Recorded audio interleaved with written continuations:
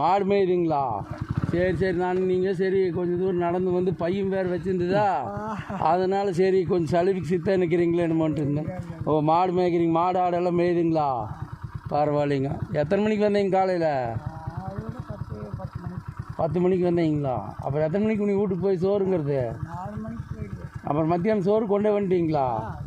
பரவாயில்ல. அப்படியே மாடு கட்டி விட்டு அது வாட்டுக்கு மேய்ஞ்சிட்டு இருக்குது, வளர்த்திய கைத்தை போட்டு. அப்புறம் என்ன? ஆமாங்க, மழை இருந்ததுன்னா ஈஸியாக பொறுக்கிட்டு சீக்கிரமாக வயிற்று நப்பிட்டு போயிடலாம். அது மழை இல்லையாச்சு அப்புறம் ஏதோ நீ இந்த ஆத்தோரம் அப்படியே இருந்தால் தான் அந்த எதை பச்சை 2 பிந்துதுன்னா மேய்ஞ்சி போட்டு.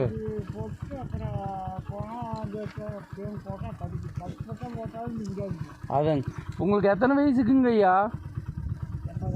80 ஆச்சு. இன்னும் பாருங்க, நீங்கள் மாடு மேய்ச்சி ஆடு மேய்ச்சி கஷ்டப்பட்டுக்கிறீங்க.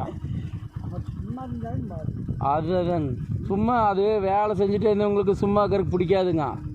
சும்மா வீட்டில் கொண்டு இருந்தால் தான் கஷ்டமாக இருக்குது. பரவாயில்லைங்க. நாங்களும் உங்கள் வயசில் உயிரோட போமானே தெரியாது. நீங்கள் இன்னும் நல்லா தெம்பாக பாடுபட்டுக்கிறீங்கன்னு உண்மையிலுமே சாதனை தான். சரிங்க ஐயா. நான் கோயம்புத்தூர் நீலம்பூருங்க. இவன் வேறு இங்கே காசி வளையத்தில் கடை வச்சுக்கிறாங்க எங்கள் சித்தி வைய.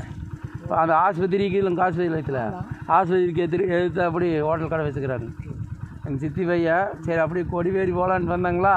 சரி, இந்த வாய்க்கால் வழியில் இப்படி போனோம்னா போகலாம். அதை இங்கே ஏதோ கோயில் ஒன்றுக்கு நம்ம ஏரி முனிப்பன் கோயில், அதுக்கும் போய் அப்படியே சாமி கும்பிட்டு அப்படியே போகலான்னு. அப்புறம் உங்களை பார்த்ததில் எனக்கு ரொம்ப சந்தோஷமாக போச்சு. நீங்கள் என்ன போட்டங்க?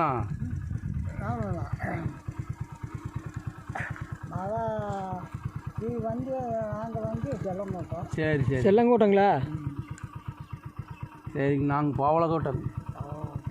சரி, போயிட்டு வாருங்க. வேறு என்னங்க ஐயா? லட்சுமி சார். சரிங்க, போயிட்டு வாருங்க.